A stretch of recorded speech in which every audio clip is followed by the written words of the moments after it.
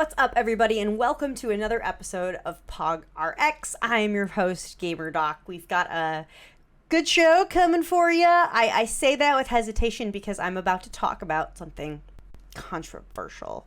So put your controversial hats on. Get out your controversial cups and pour some tea because it's time for tea. So this is now a couple weeks past when there was a new development in the gaming and streaming space, which was the release of a line of skincare products that are supposed to protect you from blue light.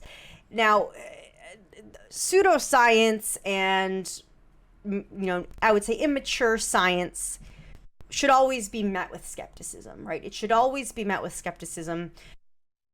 But the backlash that this company received was outlandish. And I get it, right? I get it. We should be skeptical of any new product that comes on the market. But people have to realize at the end of the day, you can disagree with someone and not hate them, right? You can back up your thought processes with scientific claims and not call people by names. So let's talk about blue light for a second. So we've talked about it a little bit on this show in that it can interfere with your sleep-wake cycle, but can it mess with your skin? Can it mess with your eyes? And so I think what it comes down to is we have some scientific data on the chronic exposure of blue light to rats. We know what happens to skin cells in petri dishes. So what happens?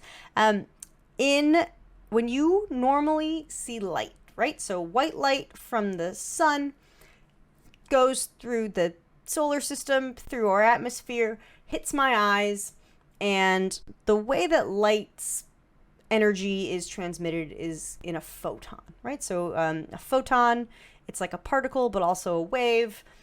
A photon hits the back of my eyes, and it gets absorbed by cells in my retina. So you've heard of rods and cones before, right? So rods help in low light, black and white, and then cones are good with color vision. It hits a rod, it hits a cone, it hits the individual cells, and it transmits a signal to your brain and says, I see light, right?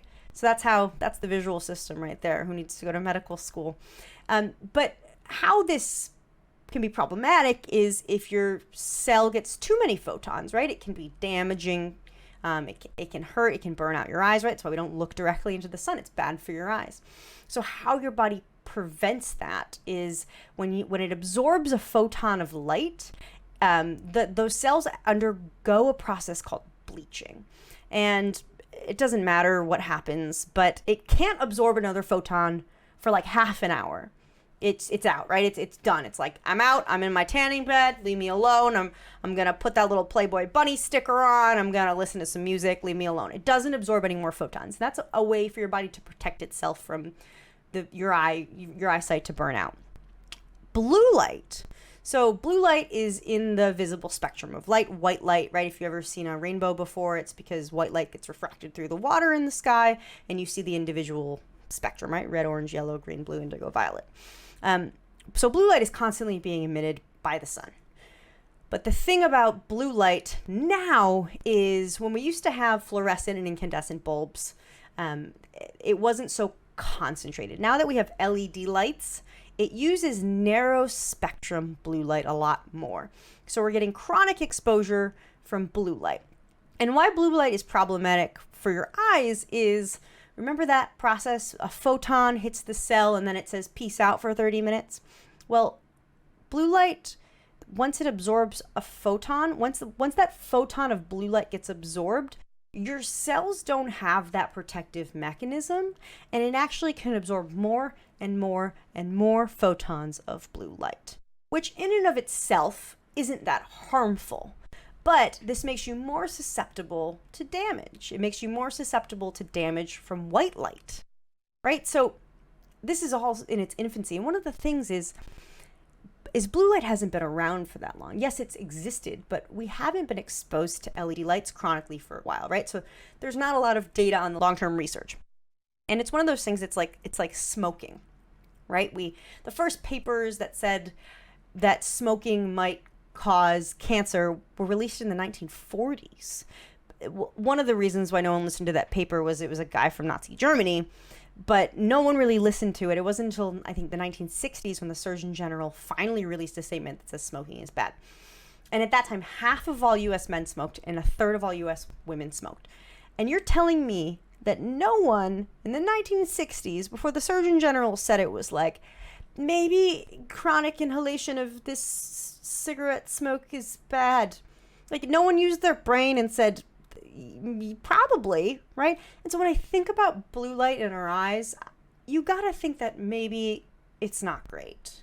Maybe artificial light, the highest energy visible light spectrum, constantly hitting our eyes isn't good, right? So those are the eyes. What about the skin? So there was a study in 2018 that looked at, they measured the amount of light that was transmitted from an iPad, and they matched that, right? Scientifically matched it. And then they held it above skin cells in a petri dish. And they said, what happens? And they looked at it after an hour. And after an hour, they found an increase in reactive oxygen species, right? So have you ever heard of free radicals or whatever? So reactive oxygen species are things that could potentially lead to skin damage, potentially lead to death of cells, DNA breakage, blah, blah, blah, blah, blah. In that study, they didn't find any increased risks of cell damage in that 1 hour time period, but they did find this increase in reactive oxygen species. Well, the thing is there's reactive oxygen species all over your body all the time, right? How you get rid of them is antioxidants. Antioxidants get rid of reactive oxygen species. So there's this one study, and I'm almost done, I promise you, because I know this is really science heavy, but we have to know what's happening, right? We have to know what's happening when products come out. We can't just regurgitate what other people are saying. And there's this one study that looked at what happened. This was the eye, not the skin. So it looked at what happens with chronic blue light exposure. And it found that, yes, you're creating more reactive oxygen species, right? You're not getting any cell death, but your antioxidant levels slowly start to decline, right? So what happens when you run out of the antidote for the reactive oxygen species? What happens then? We don't know.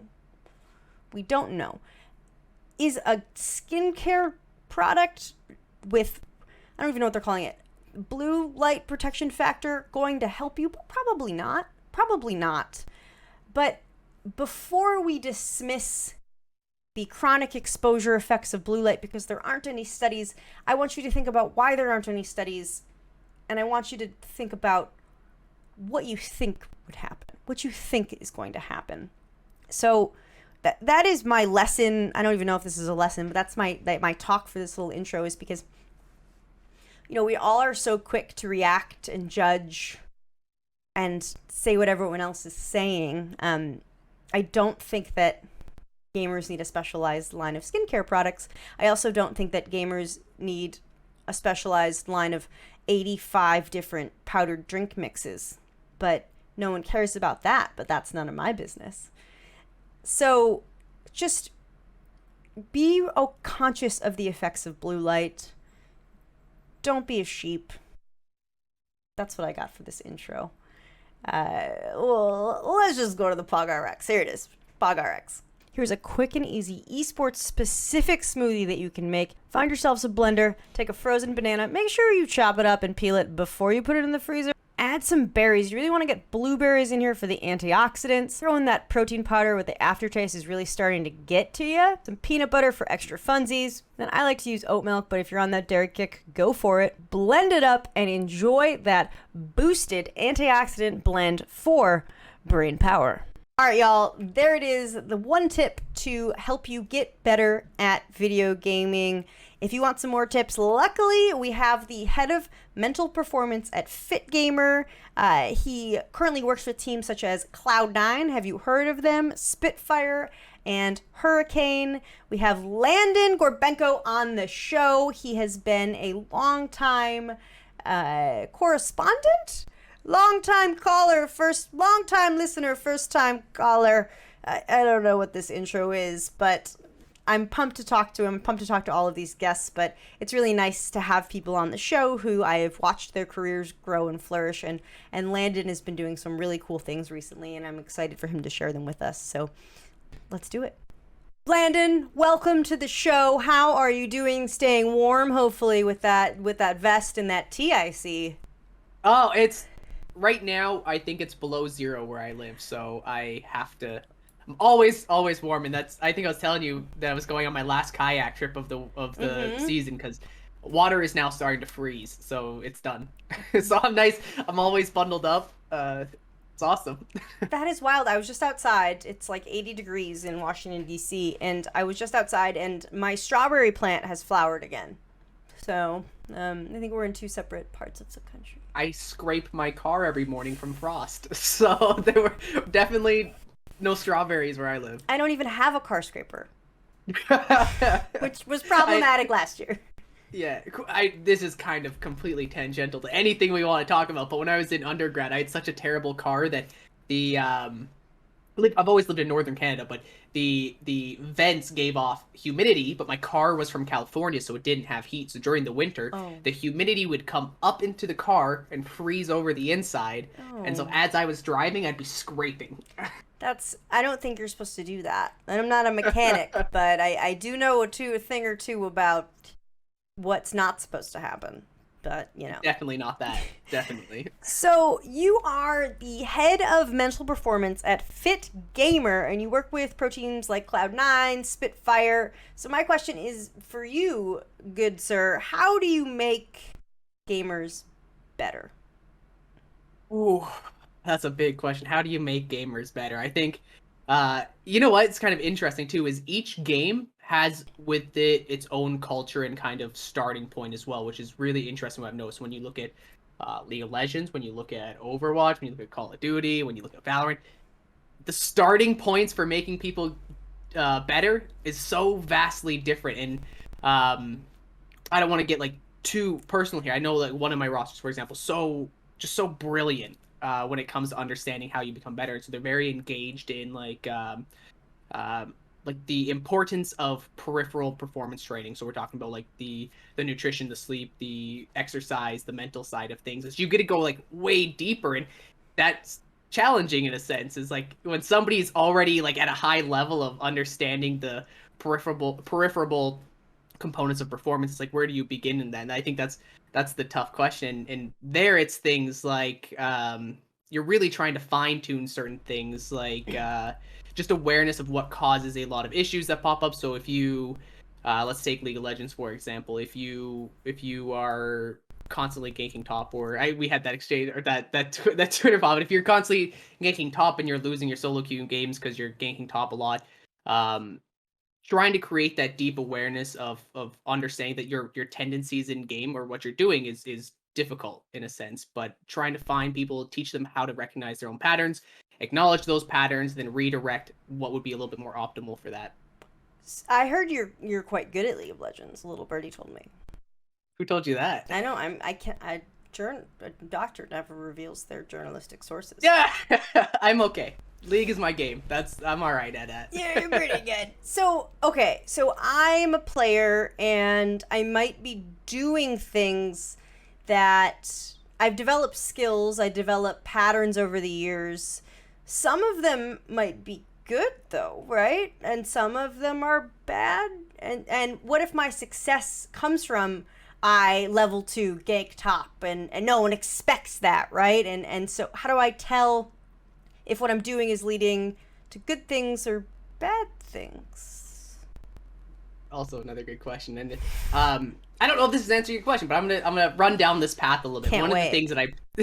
One of the things that I tell a lot of people is that what you're doing might not always be optimal, but it might still be helping you. We'll talk about like solo queuers, for example, maybe not professional, but like what you're doing might not be yet optimal, but you're still climbing the ladder, and you can ride that wave.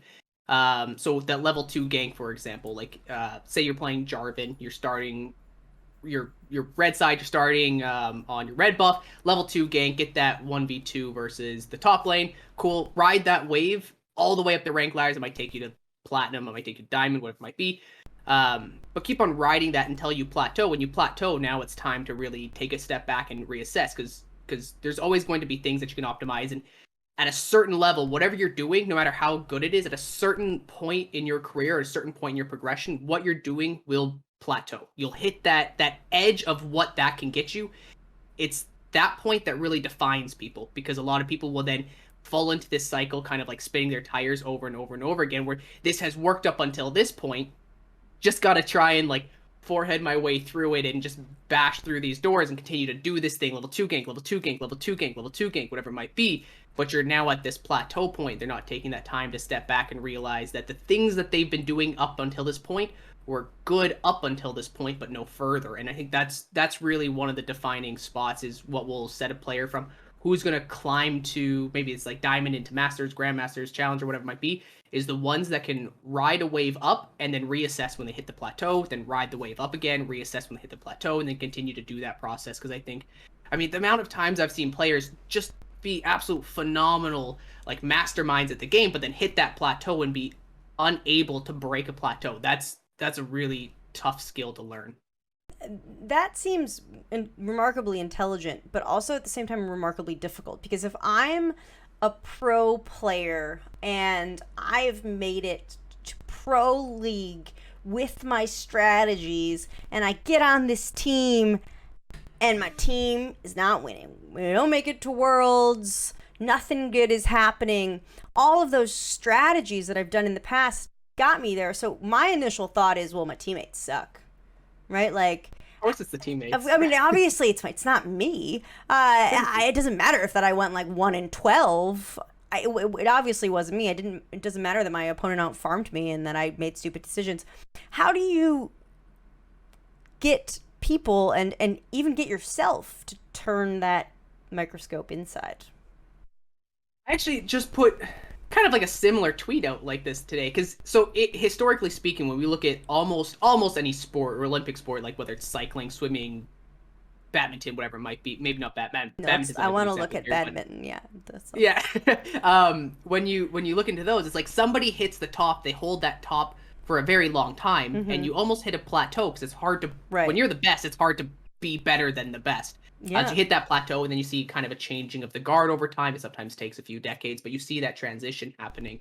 And that's kind of like a macro scale of what I'm talking about. Because when you look inwards and you look at somebody individually, they will climb upwards, hit that plateau, and then search for people above them that they can learn from, and then kind of go further. But when we see pros who, when they've gotten to the pro scene doing what they've done, they're now the top, and they're searching for people they can learn from, and they forget that even somebody that's like platinum, diamond, master, whatever it might be, they can still teach them a whole lot of shit, man. Like, you can learn so much from people below you, whether that's just like a style of thinking, a way of handling a certain situation, perceptions, general awareness about how certain game states work, or how internal states work. Like, you can learn so much with the willingness to learn from people that are below you.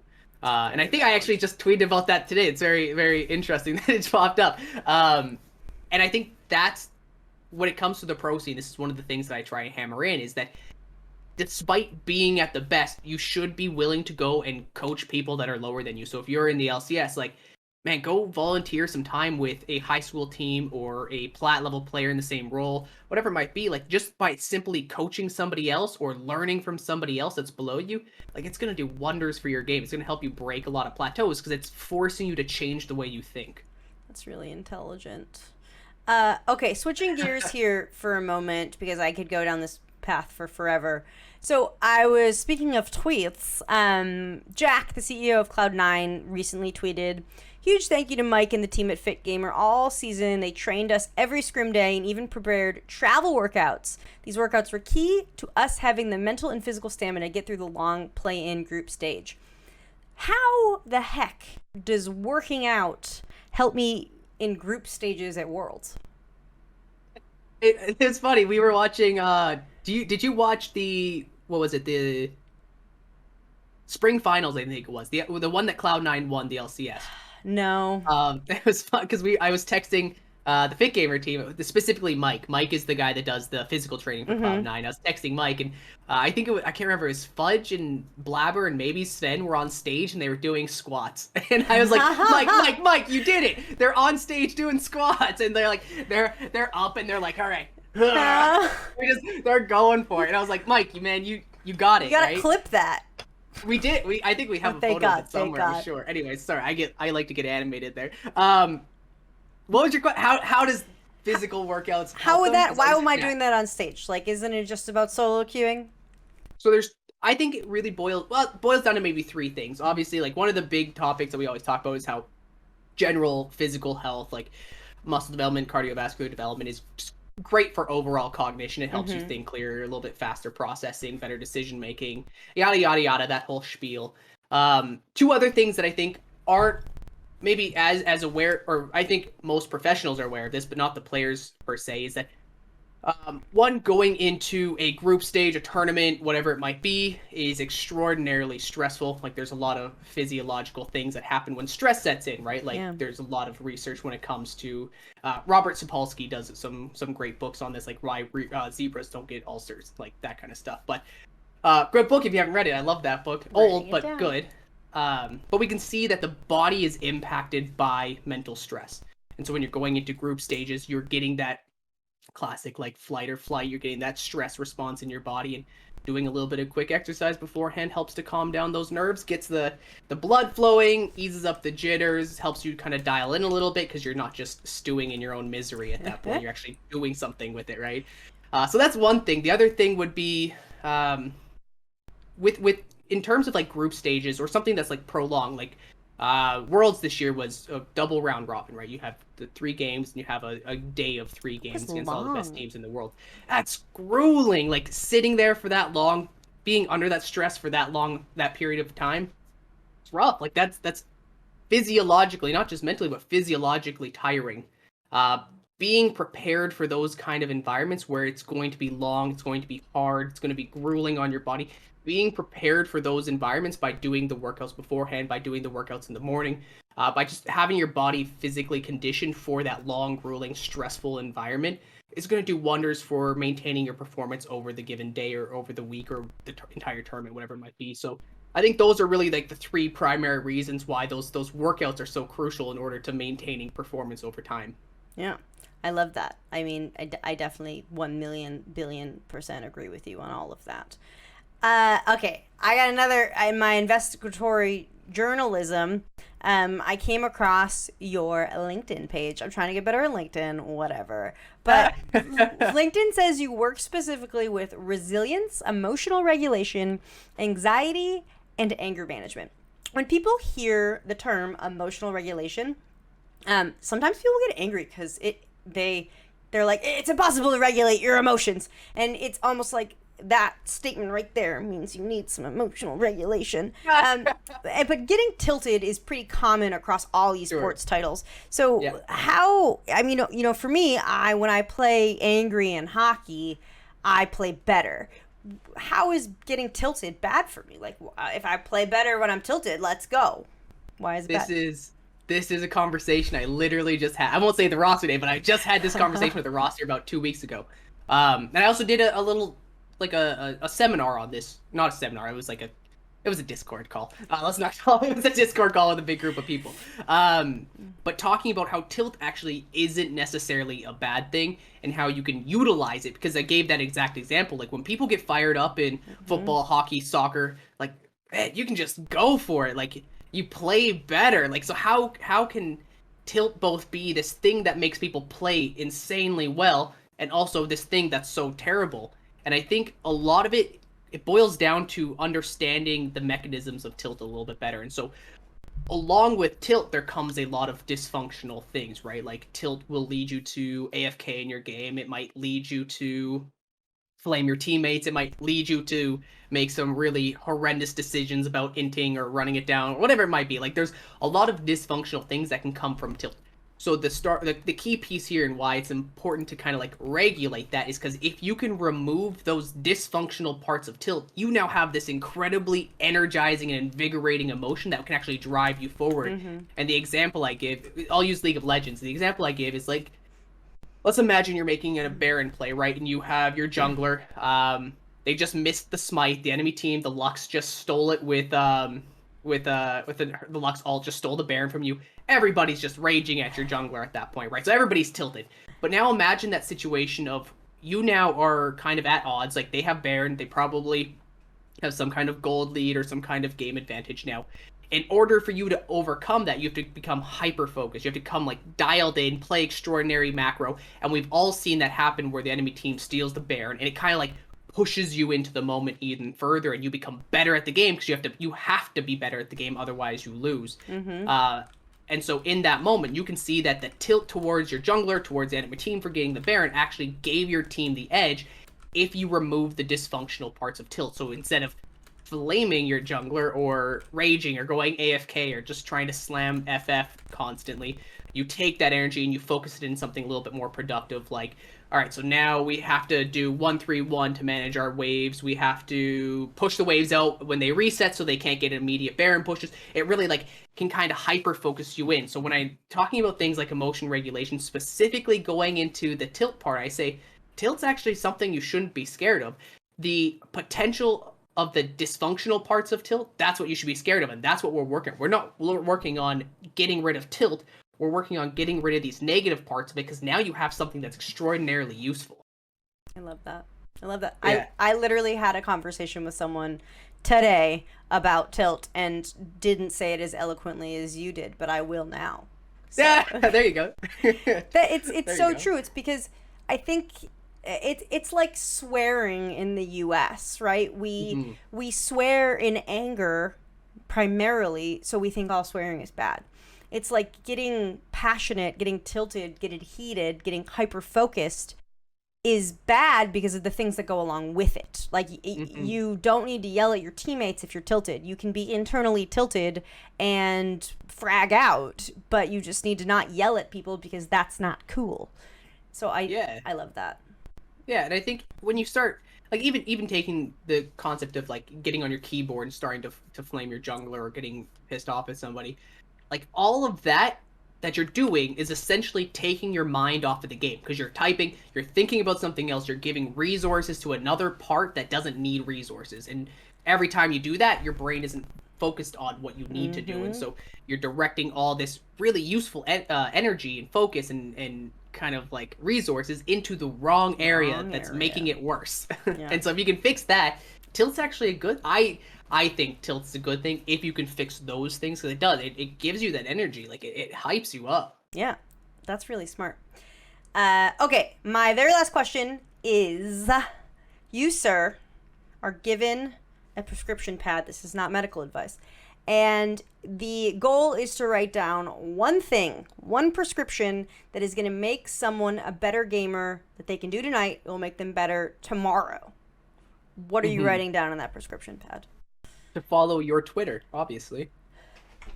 No, that's cheating. No, that's cheating. What's one thing? Give me 1 second, because there's a lot of things. I know. You got to think of just one individual thing. But while Landon is thinking, you should go follow my Twitter at GamerDoc. If you want to follow Landon's Twitter, it is right below him. It is Vertex Psych.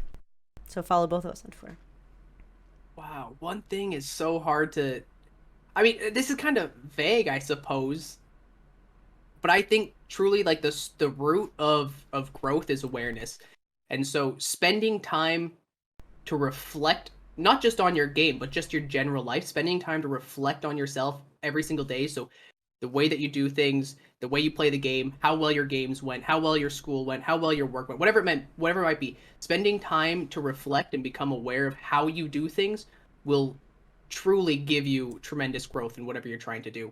And it's kind of vague, so I'm trying to just like pinpoint one thing, but I think that reflection and awareness is the root of all growth. I completely agree with you. It's a perfect one thing. It's not too vague at all. 10 out of 10. All right, perfect. All right, sir, we are out of time for our podcast. This has been awesome. I've learned a lot. So aside from following you on Twitter, which is below you, is there anything else you want to draw attention to? Anything you want to shout out? You can also follow my company, Fit Gamer. It's at Fit Gamer, FITGMR, just on Twitter. You can kind of keep up to date with our happenings there. But other than that, not much. There's not much I want to shout out. Yeah, that's about it. Other than you should be watching Cloud9 at Worlds on November 6th because they are going to make it to the finals and they're going to win. I love that. Are they going to be doing squats on stage though? Of course. Okay, I'll be doing squats to get out my own stress while I'm watching them. Perfect. Landon, thank you so much for stopping by the show and have a wonderful evening. Oh, thank you so much. That is 2 times people on this show have recommended a little bit of introspection and self-assessment. So if you have not sat by yourself with no electronics in the silence and thought about your life, try it. Go hike the Appalachian Trail. Go journal. I don't know. Think about it. Introspection is good for all areas of life, not just gaming, and multiple people have now recommended it on this show, so I would love if we just did a little bit of it. I don't know, man. I don't know. That is it for this episode of POG RX. This has been a blast. I love this show. I love talking to all of you. I am your host, GamerDoc. Give me a follow on Twitter at GamerDoc_ if you have not already. And as always, have a happy and a healthy week. Thanks for tuning in. We hope you enjoyed this show. For more information, follow GamerDoc on Twitter at GamerDoc_. And please remember, nothing in this video is medical advice. Yes, I am a doctor, and yes, you may need help. But this is the internet, and this is for entertainment and informational purposes only. Thank you, and have a very nice day.